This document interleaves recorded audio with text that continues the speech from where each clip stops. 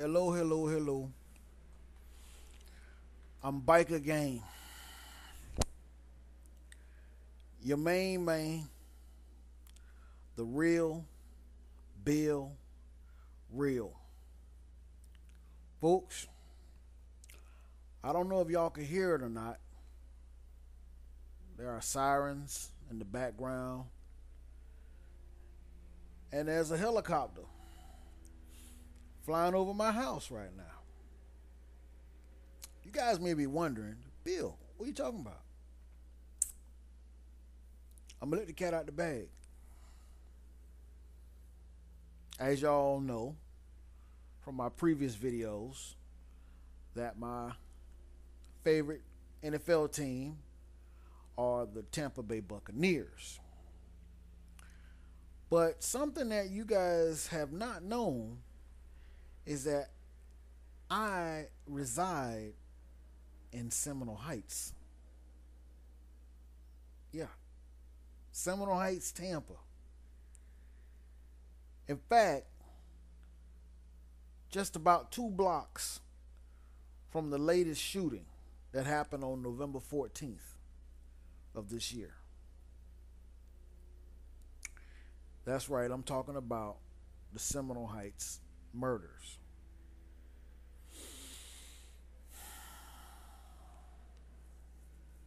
This goes, without saying, this is automatic. If you guys know anything about who did this, who's doing this, turn them in, okay? We need to get this guy out of the streets. This is not cool. But the reason why I'm making this video is to show you how my people think.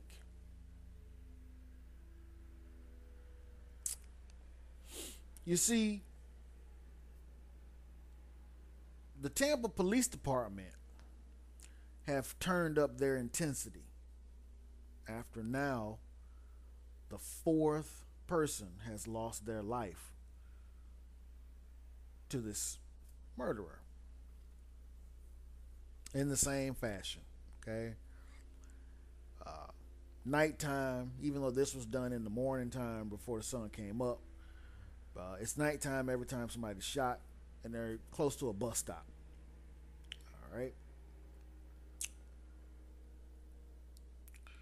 so the Tampa Police Department has been staked out. They've been over here, everywhere.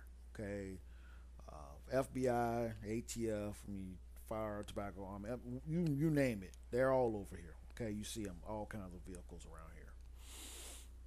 So, as a result, what they've been doing is just stopping people. Okay, if they look suspicious, if they're driving a little too fast, if they go past a stop sign without stopping, the cops are stopping you. Okay, and they're giving you the full rundown. All right. So, guess who showed up to speak on the injustice of this? Okay, I think you guys know where I'm going with this. Yeah, the good old NAACP. The NAACP decided that they were going to hold a meeting at the library here in good old Seminole Heights. And they wanted to talk about how if the Tampa Police Department was going to focus on finding the murderer, that they should just focus on finding the murderer. That means anybody who looks suspicious, let them go. Anybody that has drugs on them, go ahead and let them go. Anybody that has warrants, go ahead and let them go. All right. I want to show you the mentality of the liberal. I need you to understand the bleeding heart liberals' mentality and how they believe that everything is permissible. No judgment, should be passed on anyone. No profiling should be done in any way. And this goes out to you Trayvon supporters. To all of you who said, hey, if a guy has a hoodie on, what's the problem? He shouldn't be followed if he has a hoodie on. He shouldn't be suspected of committing a crime.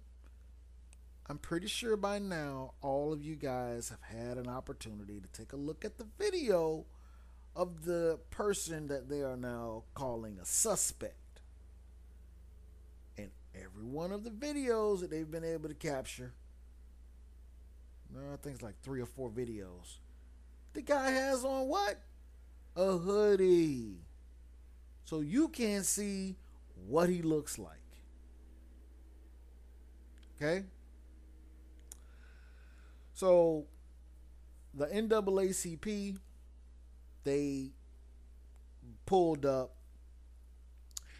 some statistics that showed that the Tampa Police Department have issued many citations. In fact, more citations to people on bicycles than any other county in the state of Florida. Now, to a liberal, they say you're picking on those who are riding a bike. But to the conservative, such as myself, I say, you know what? Good. See, the liberal believes that just because you're on a bike that you cannot do crimes. That you cannot, be up to no good. That you can't break into anybody's house on a bike.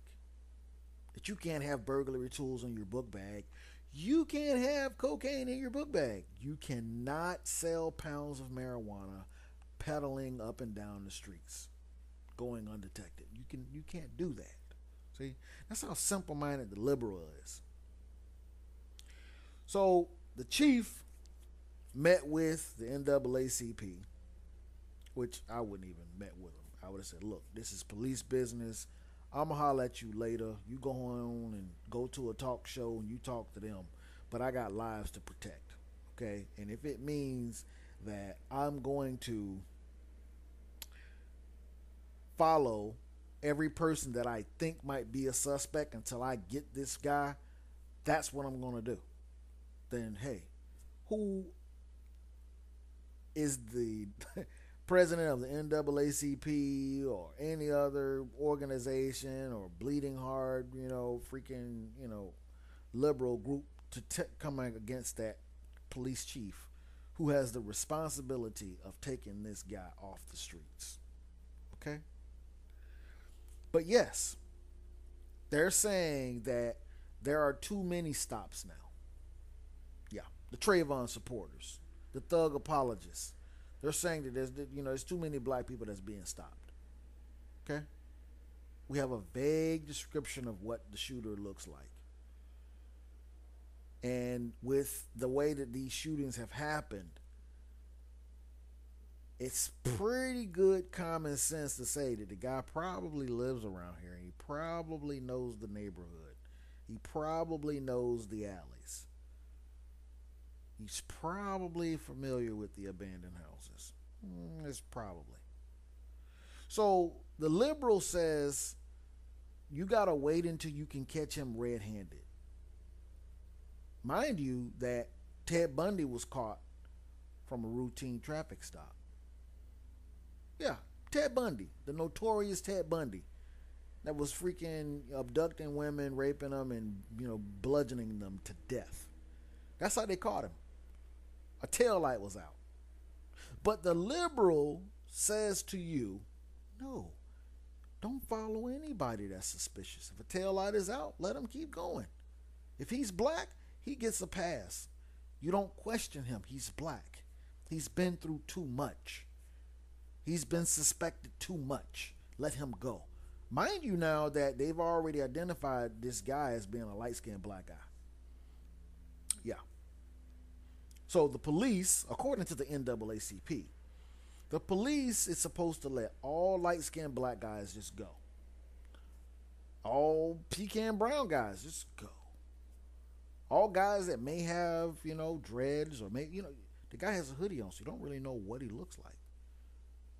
They're asking the police to stop policing in this area. And as you guys have probably figured out by now, yes, I am a father. Okay? And I am concerned. Just as any father will be concerned if this type of craziness is going on in his neighborhood, in his where he lives, where his children go to school. Until it happens to you, you won't understand the feeling of knowing that, whoa, that happened really close. I heard the shots. Yeah. So I just wanted to make this little quick video, just to kind of touch bases with you guys, to let y'all understand what's going on in my life right now.